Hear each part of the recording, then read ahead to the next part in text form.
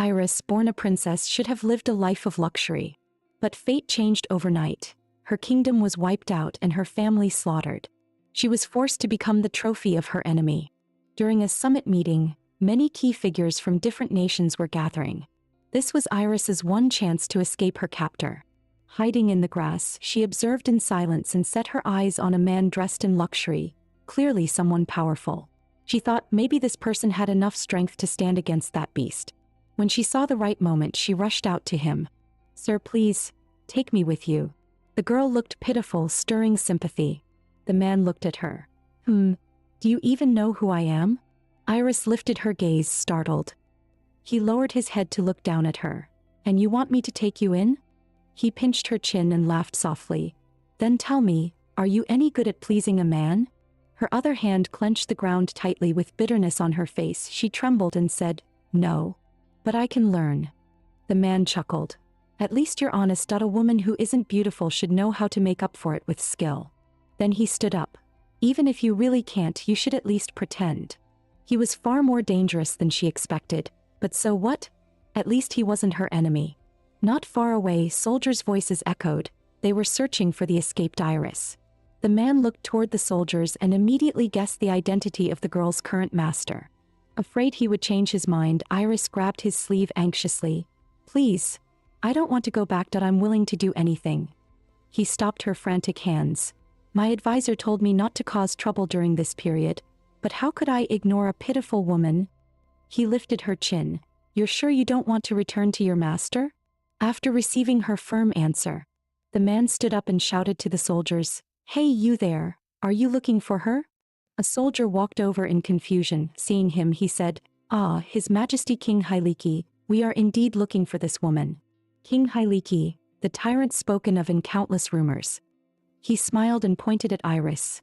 "Then take her away." The soldier was about to rush toward the girl when Hyliki's expression darkened. "Wait." He reached out and grabbed the soldier's neck. "Tell Crown Prince Maganki this. This lady is now my pet." Before the soldier could react, the tyrant lifted him by the throat and sneered, "No? To bring my new pet away smoothly, it's better to keep this matter secret. And no one keeps secrets better than the dead." Just like that, a living life was gone. The tyrant was practically a demon. Killing seemed like enjoyment to him. He walked toward Iris again, lifted her chin with his hand in a triumphant manner and said, "You're mine now." Then he pressed a kiss onto her lips. The tyrant released her, looking pleased. "You're a bit dull, woman, but barely useful. At least you don't shrink back in fear. That's something." "Your Majesty, I've been searching for you. What are you doing?" Curry rushed over in a hurry. Seeing the half-kneeling girl, he reminded him helplessly, "Your Majesty, I've warned you many times. This is the World Summit." The tyrant seemed not to hear. Calmly, he said, "Curry, if no one sees a body, there will be no political trouble. You know what to do." Curry had seen scenes like this countless times. The tyrant was used to doing whatever he wanted. Before leaving, he instructed Curry, "Clean this place up. And bring the woman that she's my new pet." The Hyliki Empire was one of the wealthiest and strongest nations on the continent, sharing a border with the Magandi Empire. After Iris was brought back, the tyrant never summoned her. For the past few days, she had stayed in her room studying Hyliki's history, just as Curry ordered. But Iris felt this could not continue forever. Rather than wait passively, she might as well take the initiative. She stepped out of her room, ready to take the initiative and look for the tyrant. But the moment she opened the door, she saw Mr. Curry. "Madam, His Majesty has summoned you. Please follow me." A rare meeting, so Iris prepared to seize this chance. In the center of the palace hall, the tyrant sat in a chair, playing with a small knife. A pet should stay where its master can reach out and touch it. Iris knelt respectfully on the ground. "Your Majesty." The tyrant suddenly looked displeased, his face darkened. "You're very afraid of me." With someone as unpredictable as him, anything she said might anger him. Iris had no choice but to step forward, grab his hand and act coquettish. The tyrant was quite satisfied. "Smart that you've already learned how to please your master?" Iris finally let out a breath of relief. But before she could relax, the tyrant added with a sneer, "Too dirty." Then he lifted her over his shoulder. "Come bathe with me." Facing a man like a walking time bomb, Iris always had to tread carefully. In the vast bath hall, the tyrant lounged in the water, holding a glass of wine. Iris stood on the steps, face flushed, slowly approaching. "Your Majesty, let me help you." A tyrant was always a tyrant. Before she even got close, he yanked her down beneath him. "What positions do you know?" Such an embarrassing question, she didn't even know how to respond. The tyrant lifted a strand of her hair. It was a difficult question to answer. Iris froze. "No." He gently pinched her chin and ordered, "Then please me to the best of your ability, just like you pleased the king of Magandi." Hearing that name, Iris felt sick. She said seriously, "Your Majesty, I must clarify, I never submitted to the king of Magandi, let alone pleased him. Back then I was still princess of King Rikiel. That beast asked for my hand, and after I refused, he flew into a rage and destroyed my country. He slaughtered my family and my people while I survived in humiliation. How could I possibly flatter the beast who destroyed my home?" The tyrant asked with interest. "Then why are you willing to kneel at my feet?" Iris patiently replied, "Your Majesty was not the one who destroyed my kingdom. That alone makes you 1,000 times better than him."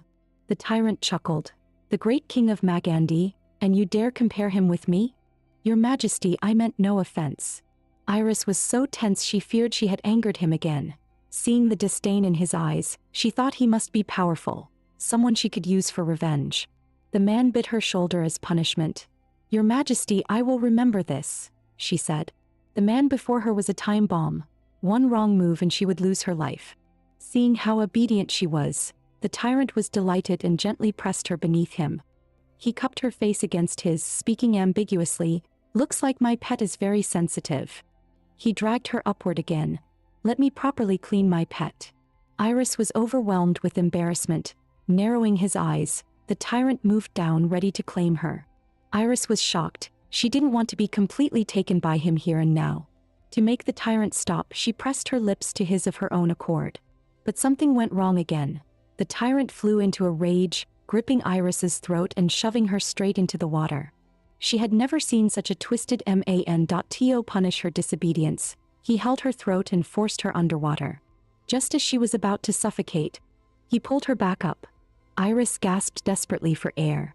The tyrant glared at her. "A pet has no right to move without permission. That was just a small lesson. Don't let it happen again."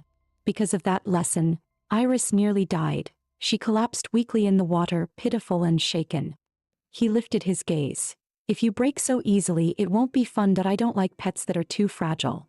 Not wanting him to lose interest, Iris forced herself to pull it together. "Your Majesty, it's only because I know too little about you that I don't yet know how to be an interesting pet." The man looked at her with curiosity. The girl continued with confidence. "If we spend enough time together, I can adjust myself and become the ideal pet you prefer." He lifted a strand of her hair. "My pet, you're clever. No wonder you survived while your family all died." Hearing him mention her family, her pupils widened. The man stroked her cheek. "What's wrong? That expression, are you angry?" Facing a tyrant who killed without blinking, every word she spoke was gambling with her life. She did not dare resist. She pretended to stay calm. "I refused the marriage alliance with the king of Magandi, and my father refused his proposal for an alliance as well. That was our decision. My country may have been weak, but we never stopped resisting invasion. Even in defeat, we remained proud of our beliefs." Her firm response meant nothing in the man's eyes. He pinned her to the floor and looked down at her. "But the fact is, your kingdom and your people were destroyed. They died for their beliefs and their honor." The man seemed intentionally eager to see her angry. He leaned close to her ear, trying to provoke her. "Death has no honor." Then he gripped her hand tightly, pressing his whole body against hers. "A princess who cannot protect her kingdom or her people is not worthy of the title." The girl understood what he was doing. She pressed her lips together and stayed silent. He continued, "And your father, for the sake of his daughter's happiness, sent his people to their deaths. Yet his daughter still ended up a prisoner. Utterly foolish." Her father was her bottom line. No one was allowed to insult him. Tears streamed down her face as she resisted. "You may insult me, but you cannot insult my father." The man watched her crying with amusement. "Angry because I hit a nerve?" Then he wiped the tears from her lashes and said gently, "Don't cry. The truth is painful, but tears won't solve anything." She clenched her fists. "Your Majesty's words may be harsh, but there is truth in them. However, you should not slander my father. That is my bottom line." Bottom line. A mere pet dares talk about bottom lines with its master. Ridiculous. How about you show me your sincerity? If you satisfy me, maybe I'll not only spare you, I might even help you take revenge. Iris stood in her nightclothes, trembling at the bedside. The tyrant lay back with his head propped on one hand. Now, show me what you can do. For the sake of revenge, Iris had no choice but to set aside her so-called dignity for the moment. She gritted her teeth, stripped off her clothes in one go, and walked toward him in embarrassment. The man seemed quite satisfied. This body was at least pleasant to look at. He curled a finger at her, motioning for her to come closer. As soon as she approached the bed, he pulled her down and pinned her beneath him. The inexperienced girl struggled in pain, crying out desperately, begging for him to stop. He tilted his head back, watching her flustered expression as if discovering a new toy. You look like a little rabbit cornered by a beast. He pinched her cheek. A rabbit that blushes. Interesting. The girl looked utterly helpless, too nervous to make a sound. Hours later, she opened her eyes in a daze. When did it end? Then she rolled over, burying herself in the pillow in embarrassment that he was far too strong. Her whole body ached. The man moved closer, looking at her exhausted face. There was no pity in his eyes as he said, "Pet, don't think this is over." She turned her head shyly. "Your Majesty, do you have further commands?" He pressed a finger to her lips. "I don't want my pet falling asleep before her master, so tell your master some bedtime stories." To make sure she understood the seriousness, he gripped her throat with feigned cruelty. "If you slack off, I won't mind snapping your neck." Faced with such brutality, the girl could only nod. Leaning against the headboard, she told one story after another, watching his eyes begin to narrow with sleep. She shook her head repeatedly, fighting to stay awake. Maybe it was the fear she endured all day or the exhaustion of the night, but before she realized it, her voice faded into silence. At that moment, the man beside her suddenly opened his eyes. Another day awakened by nightmares. Iris curled under the blanket, quietly sobbing. Fate's cruelty did not allow her to collapse, so she forced herself to calm down little by little. When she looked toward the other side of the bed, the man was already gone. Iris instantly sobered. She had actually survived the entire night. On the pillow beside her lay a note. Picking it up, she found that Curry had arranged a literature tutor for her. Not wanting to keep them waiting, Iris quickly freshened up and headed out. Walking through the vast palace, Iris soon lost her way, though fortunately a few maids were cleaning up ahead. She wanted to step forward and ask, but remembering her special identity, she didn't dare casually form connections. She stood still and sighed softly. "Why does such a lovely lady sigh? Is there anything I can help you with?" A graceful man approached. Faced with the stranger's greeting, Iris didn't hesitate and directly explained she didn't know the way. The man was patient.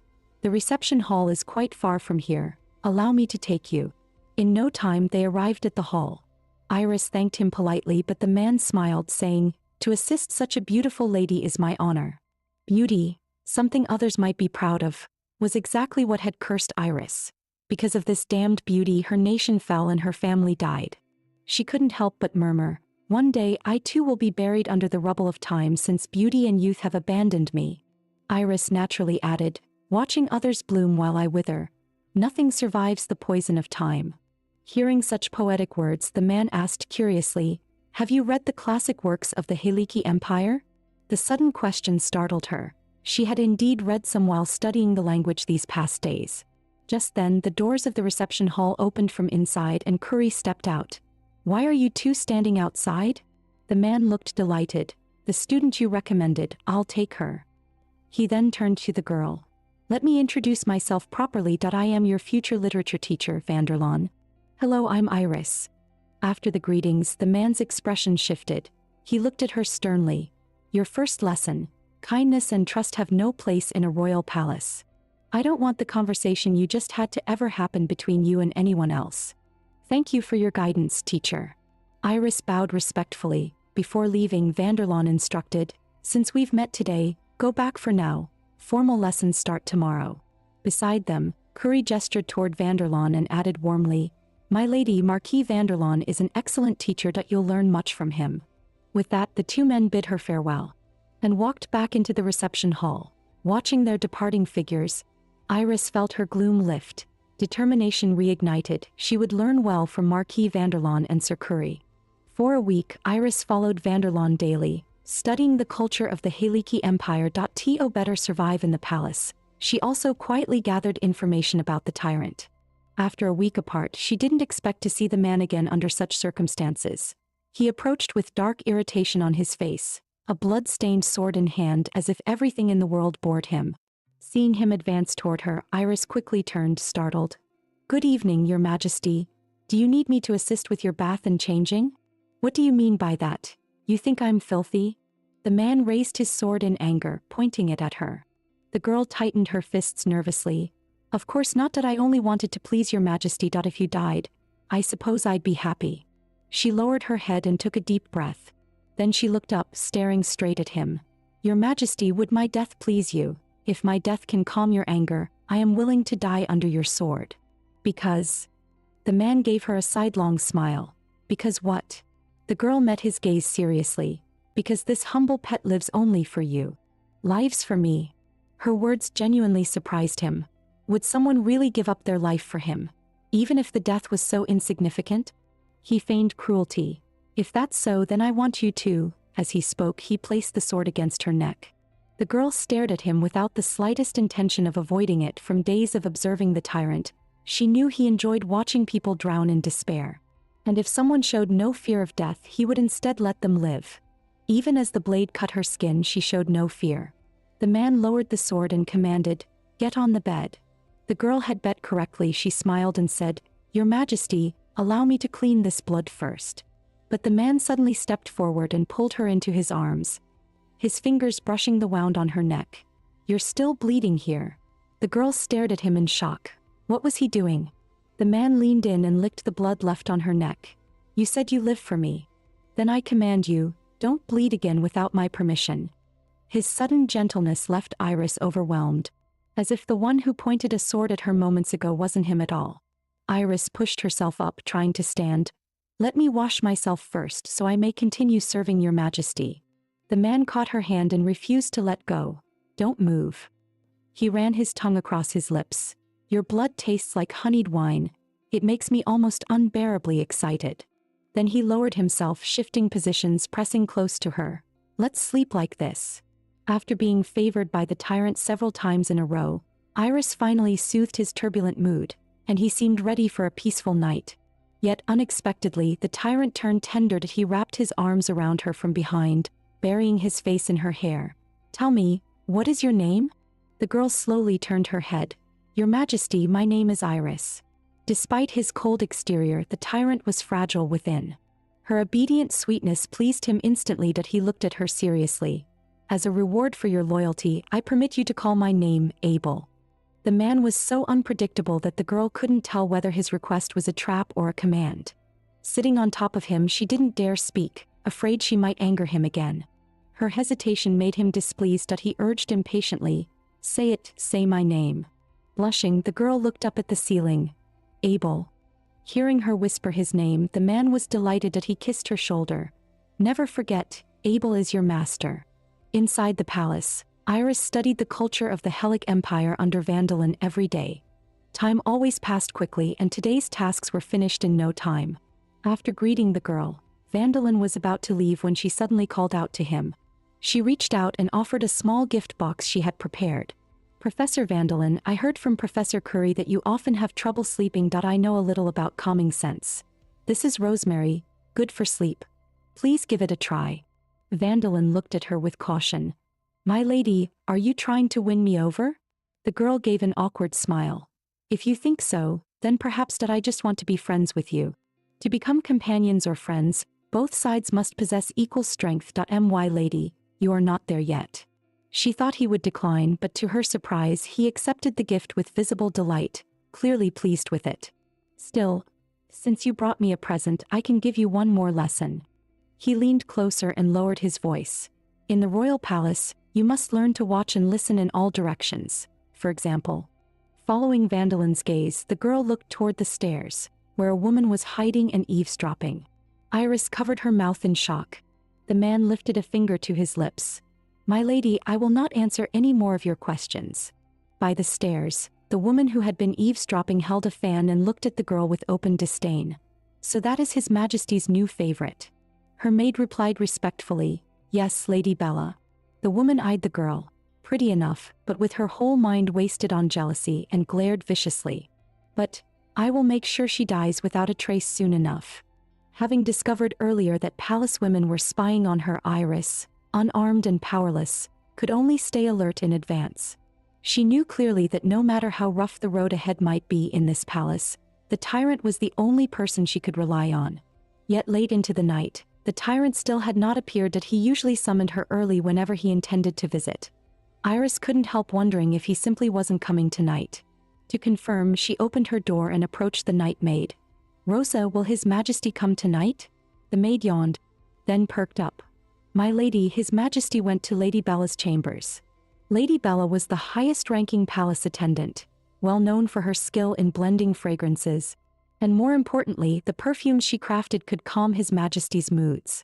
In another palace chamber, the tyrant was resting quietly with his head on a woman's lap, the room filled with drifting scent. Eyes closed, he spoke softly to the woman, "Today's fragrance is pleasant as well. You may go." The woman felt deeply honored, delighted she could ease his fatigue.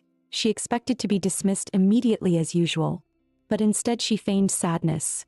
"I only worry, Your Majesty, that after using the fragrance prepared by Lady Iris, you might forget someone like me."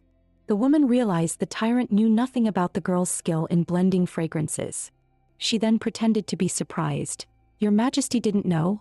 I happened to see her giving Marquis Vanderlawn a bottle of perfume today. I thought." As expected, her scheme succeeded quickly. After hearing her words, the tyrant smashed the cup beside him in fury. He couldn't understand it. Just days ago the girl had been obedient and gentle, yet now she dared to engage with another man right under his nose. Feeling deeply insulted, he shot up from the bed and stormed toward the girl's chamber. Behind him, the woman covered her mouth as if innocent. Only after he left did she show a triumphant smile. Everyone in the palace knew one truth: no one survived the tyrant's wrath. Iris would hardly escape death tonight. Meanwhile, Iris knew nothing of what had happened, unaware that her actions earlier had become ammunition for palace women to frame her. She lay down ready to sleep, but just as she closed her eyes, her door was violently kicked open from outside. The tyrant stormed in with a murderous expression and violently yanked the girl out of bed. He hooked a finger under her chin, glaring at her. "This time you truly enraged me." Hearing that the girl had supposedly been intimate with another man, the domineering tyrant grew furious and dragged her out of the blankets again. Then he pulled out a pink ribbon from who knows where and tied her hands tightly. Next, he hung her up over the bed, confused and helpless. The girl looked at him pitifully. "Your Majesty, what did I do wrong?" His eyes were fierce. "You'll know soon enough."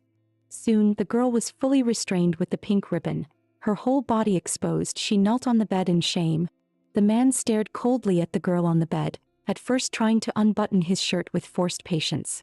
But his temper clearly ran out. He yanked the fabric off in one violent pull, tossing it to the floor as he stepped toward her, anger radiating from every movement. Ignoring her cries of pain, the man forced her down onto the bed, his movements harsh and absolute, the entire room tightening under the weight of his fury. After the violent outburst, his temper seemed to ease just enough for him to speak, but he glared down at the girl. "My pet, and you dare try to please someone else behind my back?"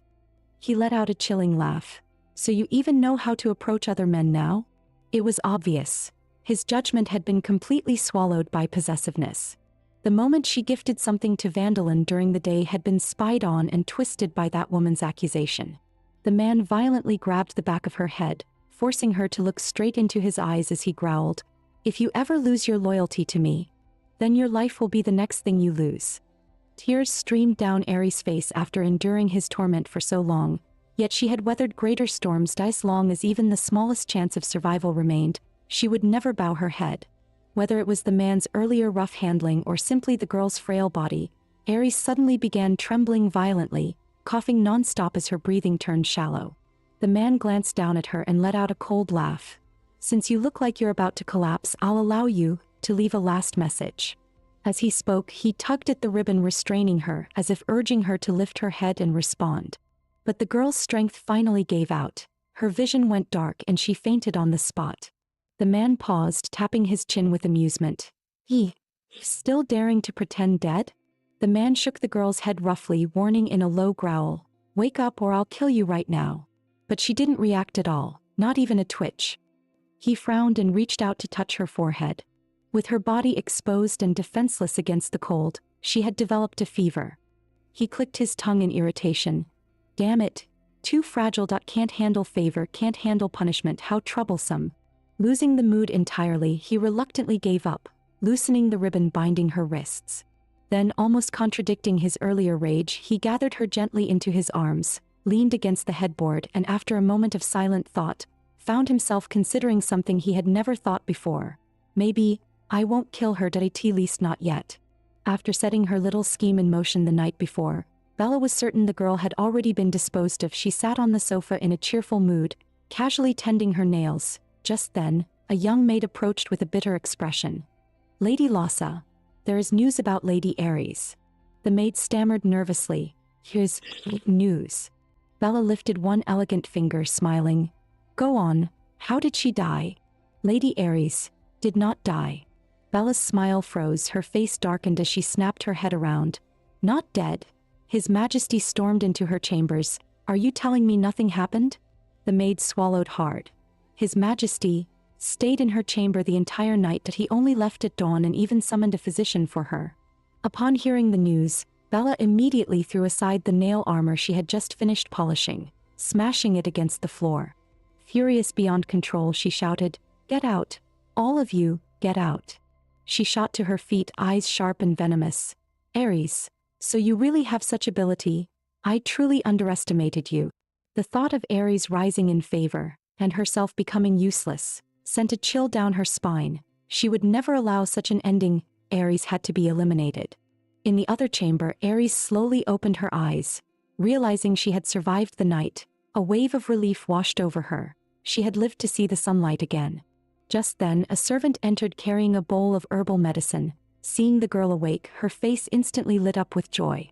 The girl slowly sat up in bed, and the servant kindly reassured her not to worry. The doctor said she had caught a chill and fainted from exhaustion, so she needed proper rest. The servant before her looked completely unfamiliar. The girl had never seen her. She glanced around the bedchamber and realized that every servant in the palace was a new face. She looked to the young maid and asked, Where are the attendants who used to serve in my palace? The maid looked troubled. Well, about that. At that moment, Mr. Curie walked in. You may leave. I need to speak with the lady alone. He then approached the bedside slowly. My lady, you seem to be recovering well. Seeing him, the girl brightened. Mr. Curie, thank you for coming to see me. Curie replied, My lady, it is His Majesty you should thank. He is the one who summoned the physician for you. Thinking of the unfamiliar faces in her palace, the girl turned to Curie and asked, By the way, do you know where the attendants who originally served me have gone? Curie tilted his head and thought, They've been executed. You fell ill, yet they failed to notice that was their negligence. She hadn't expected that her illness would lead to so many young women losing their lives, and she felt deeply saddened. Curie comforted her. There is no need to grieve. Servants who are overly loyal often begin with forced obedience, and such people eventually bring about devastating betrayal. Most of the people the tyrant assigned to her palace were actually spies he had long intended to eliminate. He had simply been waiting for a reason. But he hadn't expected that hiding this matter would deal such a heavy blow to her. The girl found herself unable to accept such cruelty. She wondered if the man's heart was made of stone. Curie did not want His Majesty to be misunderstood and explained, My lady, His Majesty's lack of mercy has its reasons. It turned out that in his childhood, the tyrant had been as innocent and carefree as any other child. Back then, the person he trusted most was his nanny. When he saw a pretty flower, the young tyrant would pick one and give it to her. The nanny would hug him in return, showing how happy she was. But this woman, who was as important to him as his own mother, was secretly a spy sent by the enemy. Holding a dagger, the nanny killed his mother right before his eyes. Then she glared at the young tyrant and said, Aber is such a good boy, you won't make a sound, right? Fortunately, the royal guards arrived just in time, or the young tyrant might have been killed as well. The nanny was eventually captured, but he had already lost his mother forever. He fell to his knees, crying uncontrollably. His Majesty has such a past? The girl widened her eyes in shock. Curie looked at her and continued, "That was long ago. Now the Heliki Empire is powerful and prosperous. Other empires show respect on the surface but secretly fear it. Planting spies inside the palace and attempted assassinations happen from time to time. If His Majesty shows mercy to others, who would ever soften their heart toward him?" The girl looked confused. "I never knew any of this." Curie spoke earnestly. "In short, Lady Eris, you must never betray His Majesty. He is the only person in the palace truly worthy of your trust and reliance." 3 days later, Fandolan invited the girl to the garden for their lesson. When she arrived, he was already seated and painting. The girl looked at him in puzzlement. "You asked me here. Are we practicing painting today?" The man turned toward her with a gentle smile. "Oh, no, that I simply saw how beautifully the tulips were blooming today and wanted to preserve their best moment." The girl looked closely and realized the tulips were the rare golden moon variety. She couldn't help praising them. They truly were beautiful. Fandolan set down his brush, glanced at the girl approaching and said, "Speaking of which, the fragrance you blended last time pairs surprisingly well with today's flowers." "What perfume?" "Fandolan, what are you doing?" Before the man could finish, the tyrant walking over cut him off. Fandolan, surprisingly afraid of angering the tyrant, tensed up instantly and corrected himself. "Forgive me, Your Majesty, that I was teaching the lady, and we happened to be talking about the scent of these flowers." The tyrant put his hands on his hips and glanced at the garden casually. "I knew something's been making me sneeze lately. Must be the pollen. Someone dig up all these tulips and replace them with potatoes. Your Majesty, golden moon tulips are extremely rare, that it would be a pity to remove them." "Fandolan, there's nothing to pity. Once the potatoes grow, I'll have the chefs make 100 potato dishes for you to try." "Yes, Your Majesty." Fandolan yielded helplessly. The tyrant then looked at the girl beside them, spacing out as if nothing concerned her, and angrily yanked her into his arms. She had privately given another man a gift, provoking the tyrant's jealousy, that he dragged her back to the palace and threw her onto the sofa. "You dare give Fandolan perfume without my permission?" He stepped forward and grabbed her by the neck. "You'd better give me a reasonable explanation or—" "Your Majesty, you're truly misunderstanding me. Those perfumes were made for you." Tears welled in the girl's eyes as she faced the fierce man. "For me?" The man clearly didn't believe it. The girl stood up from the sofa and walked toward the cabinet. "Your Majesty, please come with me." She opened the cabinet, revealing rows of perfumes. "Your Majesty, these are all perfumes I created for you." Ever since she learned that the eavesdropper was Lady Bella, the girl had prepared in advance. Bella was her first enemy in the palace. The man was pleasantly surprised when he saw the cabinet full of perfumes. The girl spoke with regret. "Your Majesty, I've always been grateful for you saving my life, and I wanted to give you these perfumes I crafted by hand. But later I heard you have a royal perfumer, and that you only use her blends, so I didn't dare tell you." Her words made the tyrant's heart swell with delight. He pulled her into his arms. "You really are a little thing who knows how to repay kindness. Send all these perfumes to my chambers." The tyrant then issued a decree. He would no longer need Bella to prepare perfumes for him. Just like that, the woman of the palace was cast aside. When Lady Bella heard the news, she boiled with rage. She was certain this was all Iris's doing. Clearly the girl intended to take her place. The maid beside her looked at the furious woman nervously. "My lady, what should we do?" Bella paused in thought, then ordered the maid to bring her the sachet inside the iron box. She decided to visit Iris personally and have a proper talk. The palace woman suddenly came to visit, so the girl prepared a full table of drinks to receive her. Bella acted all sisterly. "Iris dear, I've long wanted to visit you." Then she pulled a wooden comb from her pocket. "I heard His Majesty say you're skilled with fragrances too, so I'm giving you this mulberry wood comb as a little greeting gift." The girl waved her hands. "Mulberry wood from a carved burial chest is far too precious, that I can't accept something so valuable. In the entire palace, only you and I understand perfumes. This comb suits you best." The palace woman was indeed a silver-tongued white lotus. Though it was their first meeting, she acted as if their bond ran deep. To keep up the act, the girl reluctantly accepted the comb. In Hellid customs, when someone receives a comb as a gift, the giver should personally comb their hair, symbolizing a stronger bond. Using that excuse, Bella proposed to comb the girl's hair, and the girl lowered her head, saying it was her honor. While combing, Bella intentionally asked whether the girl had any green gemstone hairpieces. As the girl searched through her accessories, Bella stepped back and secretly dropped 2 sachets onto the floor. The tyrant, in an excellent mood, hadn't even stepped inside the chamber yet before loudly calling the girl's name from the doorway. The maid hurried out to greet him. "Your Majesty, the lady was very tired tonight and has already gone to sleep." The tyrant waved a hand. "You may leave." Then he walked to the girl's bedside and he originally came to question her for daring to fall asleep before him, but she seemed trapped in a nightmare, and he unexpectedly felt reluctant to disturb her. Suddenly the girl stirred violently. "Even if I die, I will never submit to you." Hearing her mumbling, the tyrant assumed she was dreaming about him. The corners of his lips lifted in satisfaction. Do you think the tyrant would simply let her sleep and go to bed obediently? He leaned his face close to hers. "If a dream frightens you this much, then what you should do is wake up and see for yourself." Cruel and arrogant as ever. His cold hand brushed across her cheek and she found the touch comforting. Half conscious, she opened her eyes. "It's so hot." The small, delicate girl looked impossibly adorable. The tyrant couldn't help thinking that a half-asleep pet truly had its own charm. The girl murmured warmly, "You feel so cool. It's comfortable." The man tempted her. "Then come closer."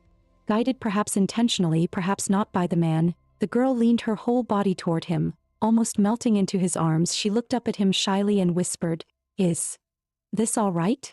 "No," he replied in a low voice. "Not enough." Hearing that, she gathered her courage, tugged lightly at the fabric of his clothing, loosening that final layer of distance, and wrapped her arms tightly around him as if entrusting herself entirely to him. With a beauty in his arms and her taking the initiative, the tyrant was no gentleman. His voice dropped, rough with restraint. "Iris, you asked for this."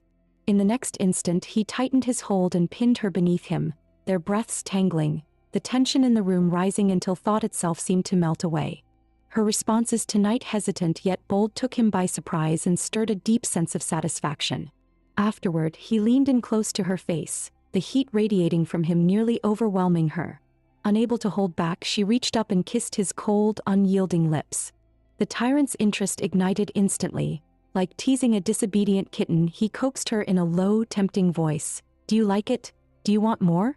Forced into softness by his closeness, Iris answered with a trembling, feline-like murmur. "Why, good girl," he whispered against her ear. "Now, who am I?" Clearly, the tyrant had no intention of ending his little game. But in her half-dreaming state, Iris suddenly stiffened as if seized by a painful memory. She cried out, "Eric, don't leave me."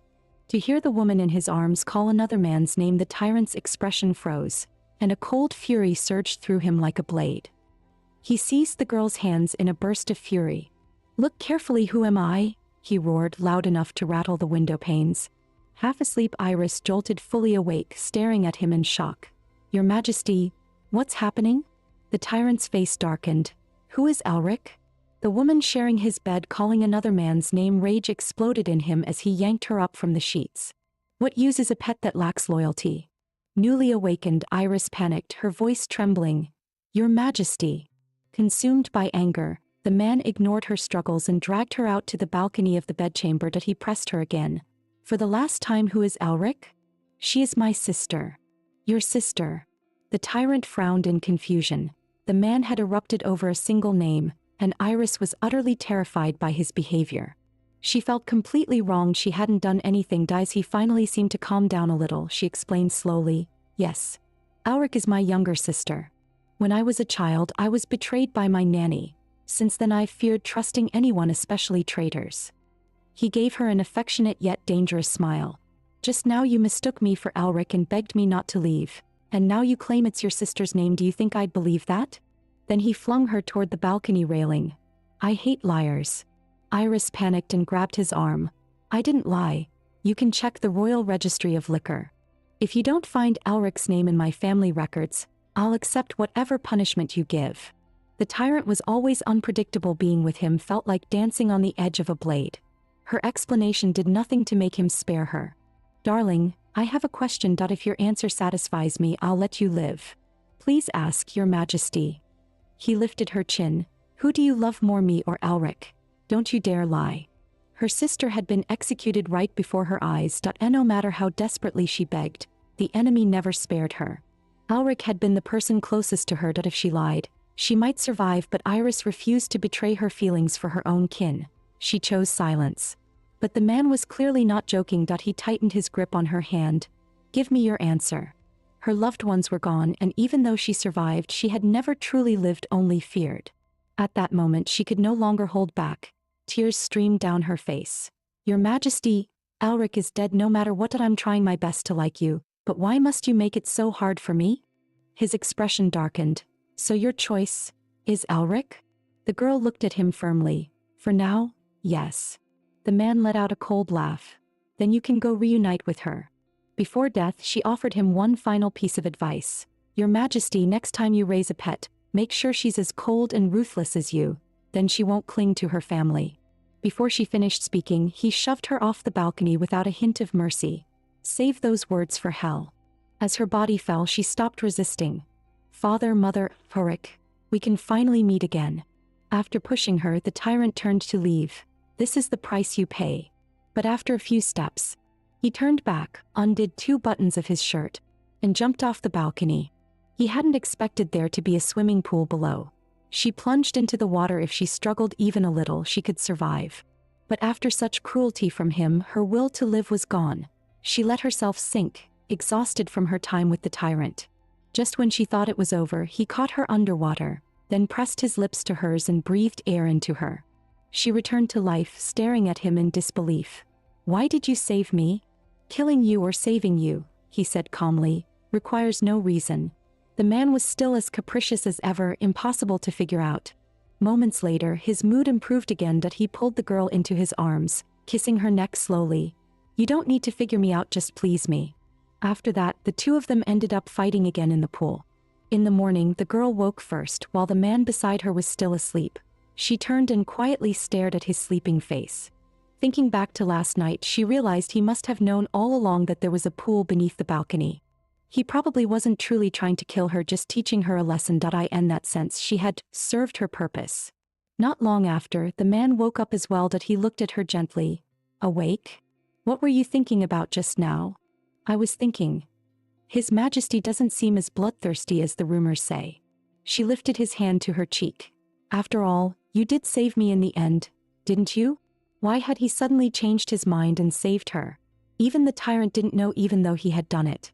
But as the ruler of the palace, he refused to let anyone read his heart. He jerked his hand free. Don't think you understand me. He got out of bed. Recover your strength. I don't like fragile pets. Atsundra Tyrant was truly a rare sight. Seeing the man's awkward way of expressing himself, Ares was instantly charmed. After he left, she thought carefully about everything that had happened these days. Something felt very off. She had rarely had nightmares before. But ever since the day she met Bella, she had become drowsy, kept having nightmares, and often felt mentally foggy. Yet she had checked the wooden comb Bella used on her hair and found nothing unusual. If Bella really wanted to harm her, she couldn't figure out when she would have done it. Then a scene suddenly flashed through her mind. Bella seemed to have done something while Ares was searching through her accessories. On the other side of the palace, Bella was leisurely sitting on a sofa, enjoying aromatic incense. At that moment, a maid rushed in nervously. My lady, Lady Ares is waiting outside to see you. Sister, what brings you here today? Bella looked at Ares with a feigned surprise. I saw the lilies in the garden blooming beautifully and picked a bouquet for you. They truly are lovely. Roths, shouldn't you get a vase for them? Sister, won't you offer me a cup of tea? Ares teased. How could I not? Please, this way. Bella could only greet her with an awkward smile. Sister, have you been well lately? The girl looked troubled. To be honest, I've been having constant nightmares lately. I wake up exhausted. I can't go on like this. Bella asked, have you seen a doctor? Ares forced a smile. Remember a few days ago when His Majesty almost killed me? Now no one in the palace dares come near me. Bella lifted her cup and took a sip. It's all right. I will always treat you as my dear sister. Ares pretended to be cheerful. Sister, you're so good to me. Bella looked at her meaningfully, thinking, don't worry, my dear sister. Soon you won't have anything left to worry about since you'll be dead. In the palace, the tyrant was sitting on the sofa reading. At that moment, Curie rushed in. Your Majesty. Lady Ares suddenly began vomiting blood non-stop. Please come at once. The tyrant muttered, jaw tight. Such a troublesome child. He stood abruptly. Has the doctor seen her? The doctor is already there. Aries. Before even entering the room, the tyrant called out to her with concern. But the girl was already unconscious on the bed, blood at the corner of her lips, as if a single breeze could carry her away. The tyrant stared at her in panic. Lorene, what is wrong with Aries? A furious man was terrifying, the doctor stammered. Why, your majesty, Lady Aries has been poisoned with a deadly toxin. You're telling me someone tried to murder my woman? The tyrant growled. He turned to Curie. Curie, you have 3 days, bring me the truth. Then he returned to Aries's bedside. What poison did she take? How do we cure it? The doctor trembled even harder. Your majesty, I am incompetent, that I do not know what toxin struck her, nor how to treat it. Sweat poured down his face. Hearing this hopeless answer, the tyrant glared at him. Then you have no reason to stay alive. Your majesty. At that moment, the girl suddenly woke up. Your majesty, I'm about to die. Please don't spill more blood because of me. He held back his fury, but his obsession was unmistakable. Without my permission, even if you step through the gates of hell, I will drag you back. Don't think you can escape this way. Aries forced out her final breath. Your majesty, I truly wish I could stay by your side forever. The tyrant answered urgently, I allow you to stay with me always. In the next life, the girl whispered, I will do it. Then her voice vanished. Aries, the tyrant cried in agony. He held her tightly, refusing to let go, his body trembling uncontrollably. This stabbing pain was something he had not felt in a long, long time. Aries had already fainted, utterly still, without a trace of life. The tyrant held her and pressed a devoted kiss to her forehead. A man who should control the lives of others now looked like a frightened puppy terrified of being abandoned, calling her name again and again.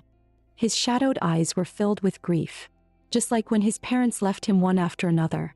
And at only 4 years old he was forced onto the throne, unable to command respect, surrounded by those who coveted his crown. Chaos surged, rebellions rose, and the people fell into endless darkness. It was then that the innocent little boy turned into the tyrant who made the world tremble. Because in a world where the weak are devoured, only absolute power could subdue the realm and drag the nation out of turmoil. And after too long on the throne, the tyrant's heart became cold and unyielding.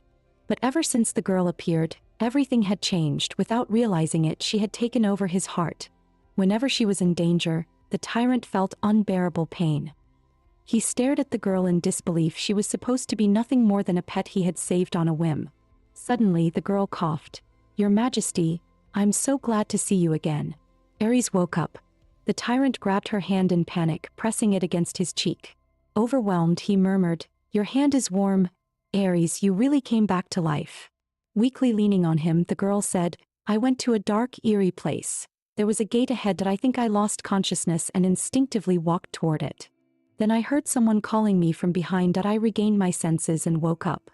She shyly lifted her head, gazing at him with tenderness.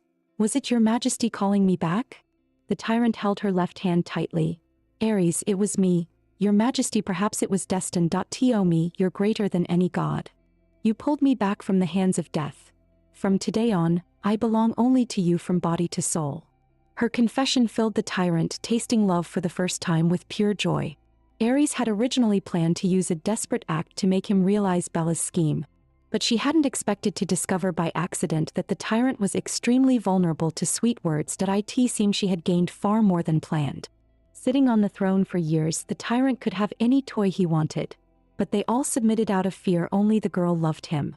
The tyrant held her tightly, his voice deep with emotion. Aries, you are the most special one. Your majesty, although I survived this time, the person who harmed me. The tyrant brushed her lips gently with his fingers, then said firmly, Don't be afraid, that I've already sent people to investigate. Whoever hurt you will pay the price.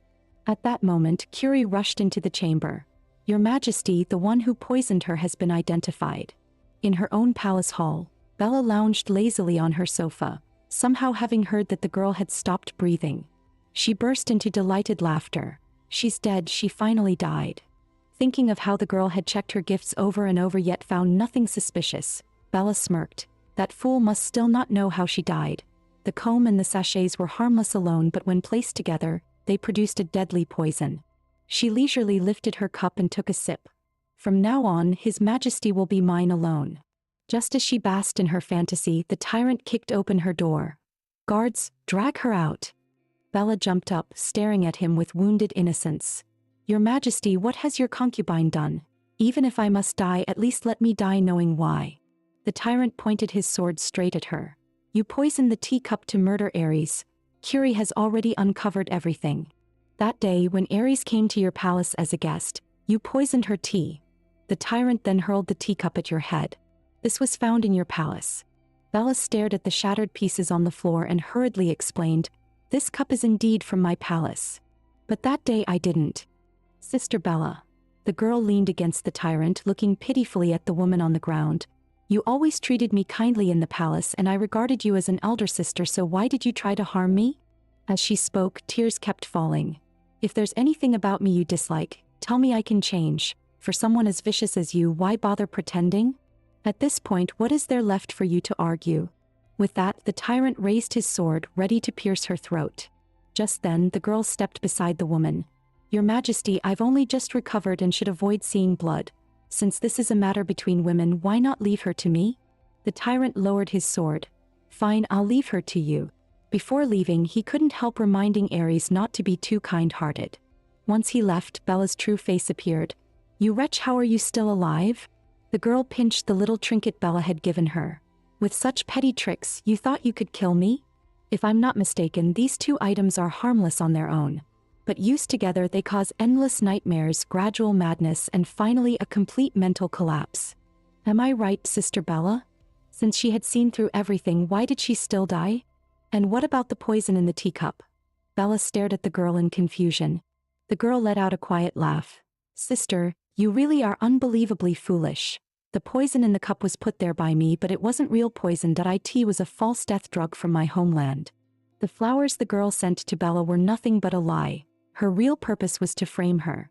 With this move, the girl not only used the tyrant's hand to eliminate Bella but also gained his sympathy. That was the kind of person Ares was. If someone tried to harm her, she would repay it in full, never showing mercy to her enemies. Since the tyrant had left Bella to her, the girl returned the comb and sachet to her and then imprisoned her. After finishing everything, Ares turned to leave, while Bella kept shouting like a rattling wind chime, "Ares, don't celebrate too soon. His Majesty will never love any woman, including you." A man's love, hut in the darkness, the girl curled her lips into a faint smile. After his beloved was nearly killed, the tyrant, in fury, decided to slaughter all 1,000 palace maids. Early in the morning, Curie rushed to find Ares. Unaware of anything, Ares greeted him cheerfully. But Curie anxiously told her that ever since Bella poisoned her, His Majesty no longer trusted the palace women and planned to execute them today.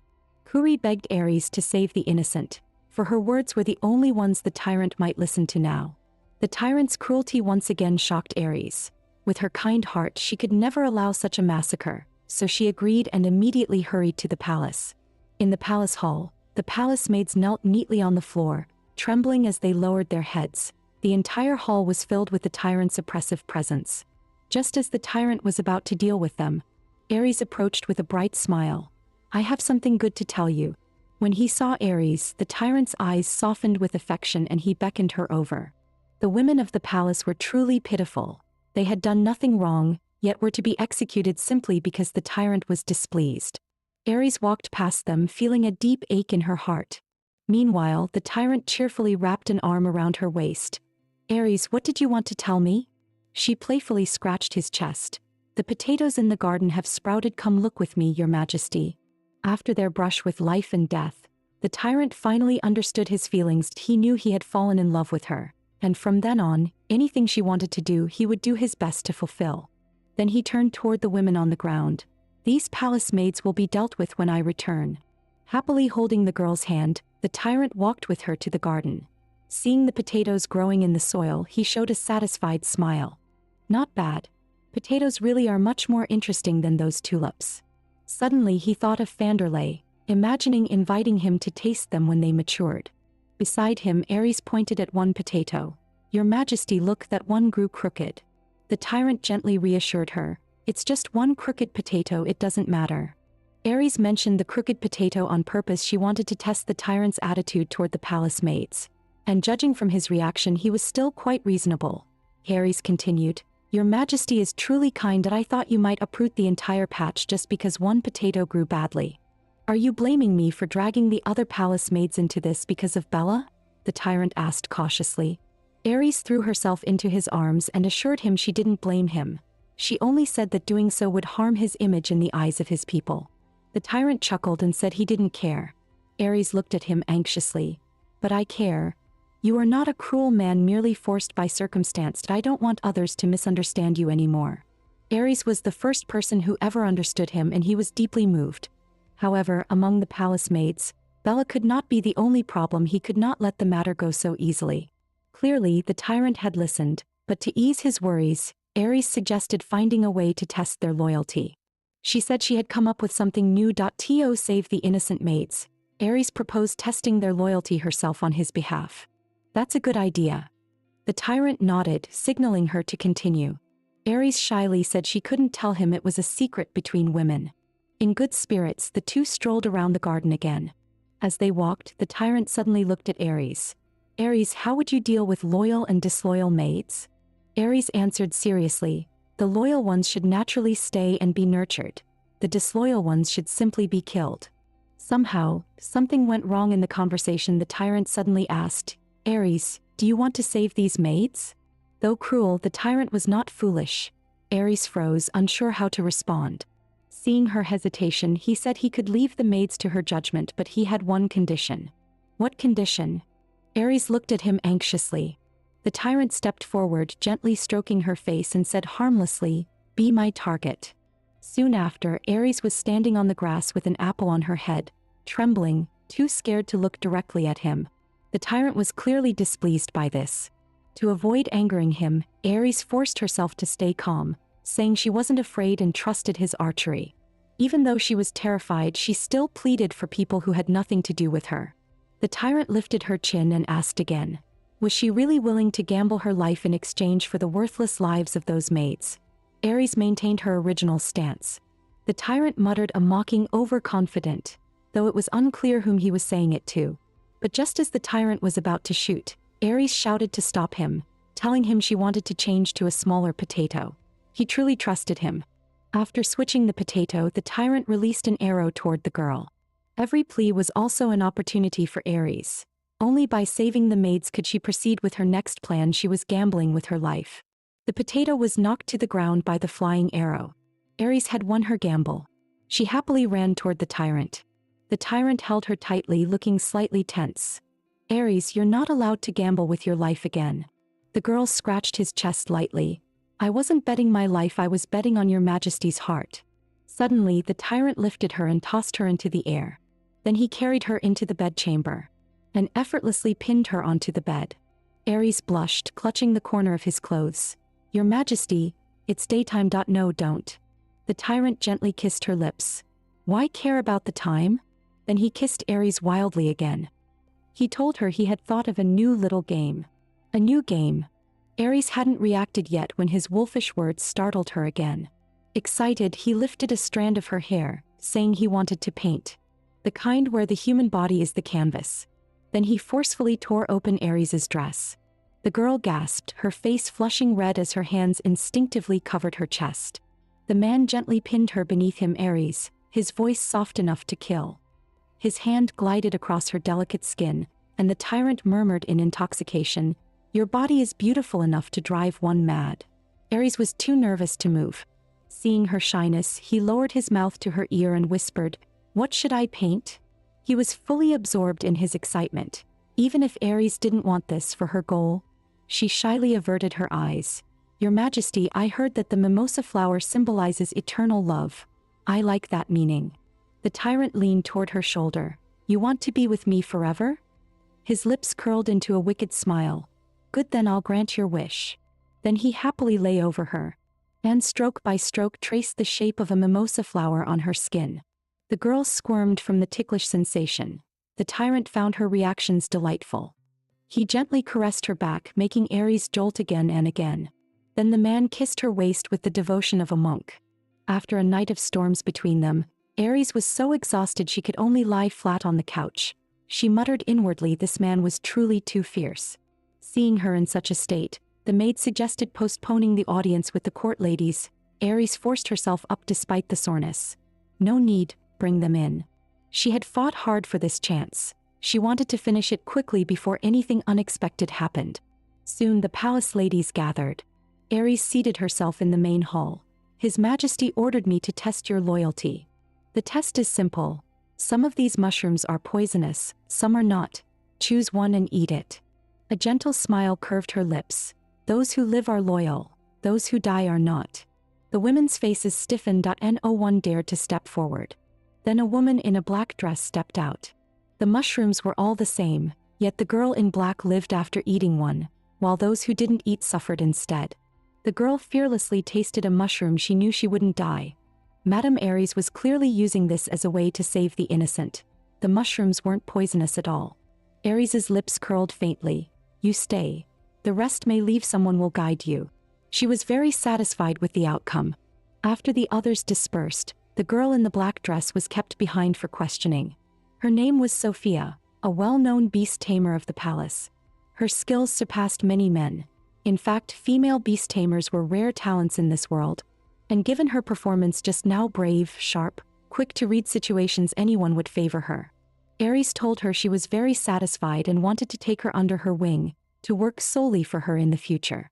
Serve only you, my lady? Sophia's pupils tightened. She stared in disbelief, instantly understanding everything. Lady Aries saved the court ladies to select trustworthy subordinates, and the one chosen today was her. But the palace was a place that devoured people. She didn't dare agree lightly.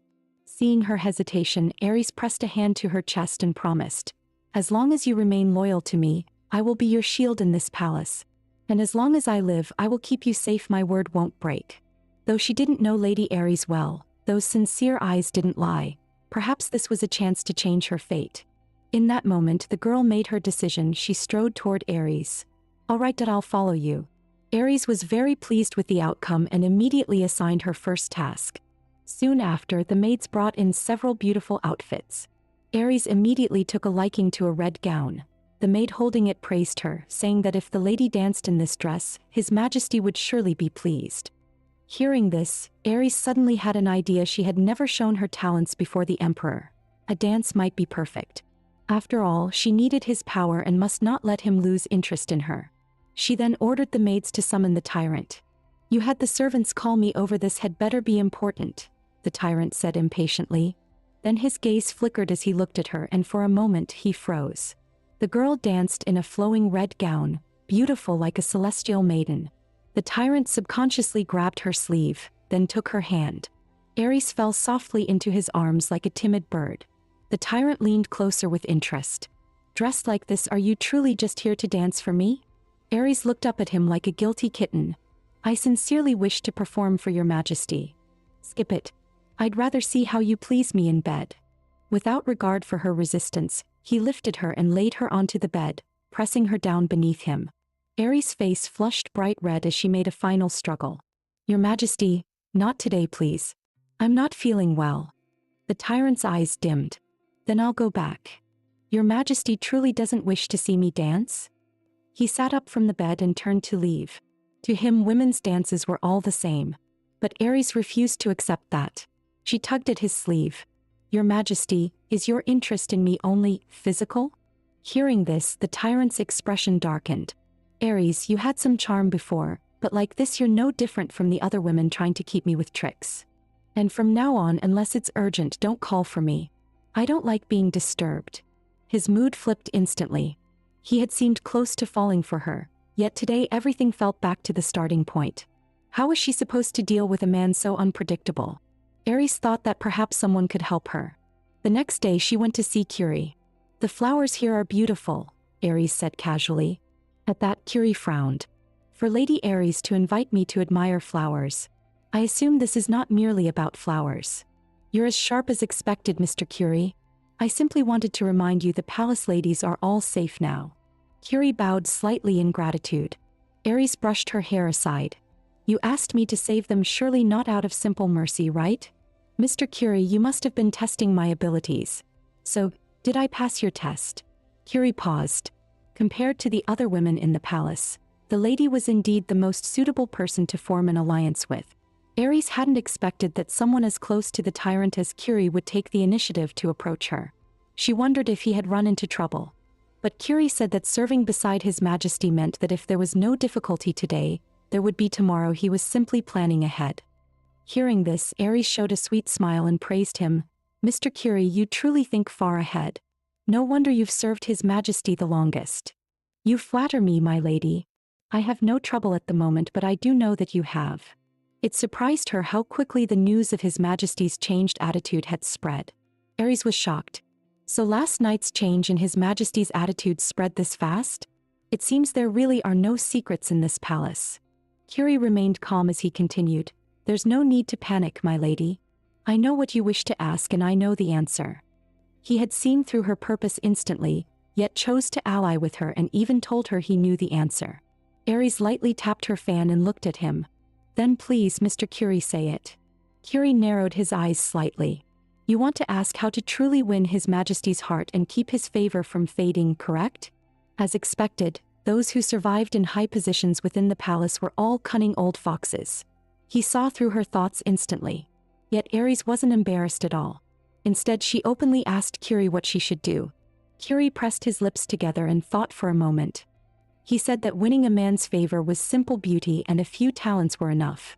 But to win a man's true heart, especially a tyrant who had seen every kind of woman in the palace, only a truly independent spirit could move him. People keep things they like as pets, but no one treats a soulmate like a pet. That is all I can say. With your intelligence, my lady, you should know what to do next. After hearing Curie's explanation, Ares suddenly understood, secretly vowing to make the tyrant devote himself entirely to her.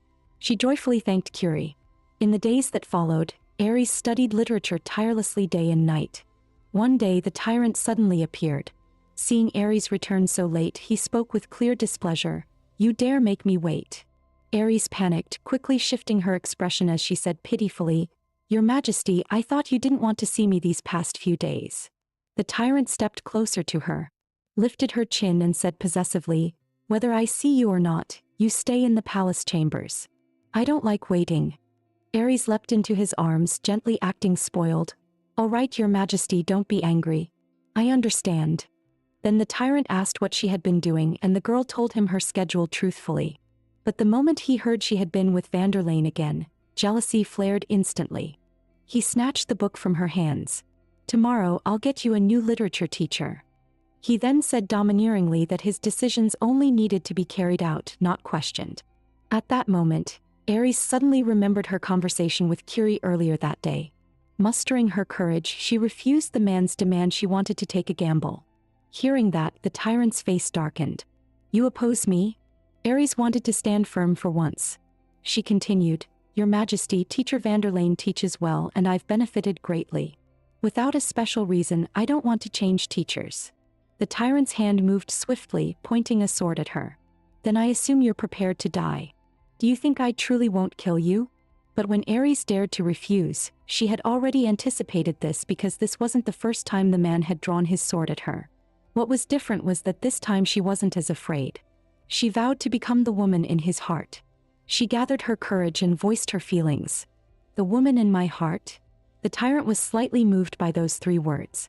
Ares continued, It means the person who will walk beside you through storms and hardships, sharing life and death with you. Walk beside him, share life and death. The tyrant felt he had heard those words somewhere before. He fell into thought. Suddenly, he remembered his mother's words. The one I loved most was your father because I was his wife. Abio, one day you two will meet a partner who loves you most. You will walk side by side, sharing life and death. The tyrant once again sank into that warmth. This time he asked patiently, And what does that have to do with changing your literature teacher? Your Majesty, you're such a wise and mighty ruler. To become your partner, I must be excellent too. I need the best teacher to improve quickly. Ares spoke with a soft hint of coquettishness. Hearing that, the tyrant sheathed his sword decisively. Her long-term vision surprised him once again. But in the end, he still said proudly that he would check her learning progress at any time. This behavior reminded Ares of her father, who always inspected her studies after every lesson. Fortunately, she finally got the man to soften his attitude. Although the tyrant said it wouldn't happen again, Ares knew that once it succeeded, there would only be countless times more. Since the man had already yielded to her, she naturally had to reward him with a little sweetness. Ares then took the initiative to invite the tyrant to stay and rest. She wrapped herself around the man, offering him a deep kiss, shyly telling him that her heart wanted him and her body did too. Hearing this, the tyrant grew excited and immediately lifted her into his arms. He then used his mouth to tear impatiently at the fabric over her chest. Whatever he did, the corners of Ares' eyes glistened with tiny tears as she murmured in utter satisfaction that she liked it. Suddenly she flipped over, pressing him down, and whispered seductively in his ear, "Your Majesty, I have an idea." The tyrant held her tightly, watching her face with great interest. "Go on." Ares traced her fingers ambiguously across his skin, her watery eyes blinking adorably, making her look irresistibly cute. He thought she had come up with something playful again, but her expression suddenly turned serious. "Your Majesty, you are well versed in everything, unmatched in politics and military strategy. If you personally train me, I believe I could improve much faster." Hearing this, the tyrant refused without a second thought. He lifted her and carried her straight toward the soft bed, generously declaring that the only deep training he wished to give her was of another sort. All of this was exactly within Ares' expectations. From the very beginning, she knew he would never agree. Just mastering literature and history was far from enough. What she truly wanted was to understand politics and warfare. So she cupped his face in her hands, smiling sweetly. "It's fine if your Majesty doesn't teach me personally, but may I at least study politics and military strategy on my own?" The girl was the one he kept at the very center of his heart, so the tyrant quickly agreed to her request and immediately ordered people to bring her the books. With her goal achieved, Ares no longer stopped his movements, and the tyrant pulled her into his arms, kissing her deeply and tenderly. Later, Ares went to find the beast tamer, Sophia, wanting to check how the task she'd assigned had been carried out. At the mention of it, Sophia gave a wry smile, saying she hadn't completed everything Madame had asked of her. Hearing that, Ares thought she might have chosen the wrong person. Perhaps Sophia wasn't suited for this kind of work, and she should assign her something else in the future. Still, she patiently comforted the girl, saying that asking her to build an intelligence network throughout the palace was never going to be easy. It was all right if she hadn't done it fully, as long as she had done her best. Upon hearing this, Sophia realized that Madame had misunderstood her. She quickly covered her mouth and whispered, "That's not it. Everywhere in the palace except right around His Majesty I already have my eyes and ears. As for His Majesty himself, I truly haven't found a way in." For most people, spreading informants across even half the palace would already be impressive. The fact that she even dared to set her sights on the tyrant showed this girl was no mere novice, but a hardened champion. Hearing this, Ares was stunned. She pressed her lips together and gave a small cough to hide her embarrassment. Then she stepped forward and patted the girl's shoulder. "You've done very well. As for planting an informant beside His Majesty, don't rush. Take it step by step." Ares then handed her some money. Vulgar as money may seem, everything in the palace required it. Sophia happily accepted the pouch, saying she happened to need money to buy a good bird. Ares hadn't expected the girl to be skilled at training birds. With admiration in her eyes, she listened as Sophia explained she had always specialized in bird taming, but since His Majesty disliked birds, she shifted to beasts instead. Hearing this, Ares wanted to learn something about bird taming techniques, but Sophia scratched her head helplessly. Those were family secrets and she couldn't speak of them. Since it was a hereditary art, Ares didn't press further. But she had heard some people were exceptionally good at communicating with birds, so she asked if that was part of the same secret art. "Yes," Sophia replied. "It's the pride of our family being able to understand bird language." Hearing this, Ares' lips curled slightly. A bold idea sprouted in her mind. Recently, the pet had been in frequent contact with the palace beast tamer, which quickly drew the tyrant's attention. By noon the next day, he suddenly arrived at her chambers. Ares asked in confusion, "Why did your Majesty come so suddenly?" The tyrant ate his lunch with elegance, speaking in a slightly stern tone. "I heard you've been getting close to a female beast tamer. Is that true?" At his question, Ares froze. She had thought her meetings with Sophia were discreet enough. Clearly, she underestimated how tightly the tyrant controlled the palace. The tyrant casually speared food from her plate and asked again, "Why aren't you talking?" His suspicious nature was well known. If Ares failed to explain herself today, she knew she would suffer for it again. She admitted she had met Sophia often, but claimed it was because she had entrusted her with something important. Ares had intended to keep a little mystery, but the tyrant pressed further, asking exactly what the matter was.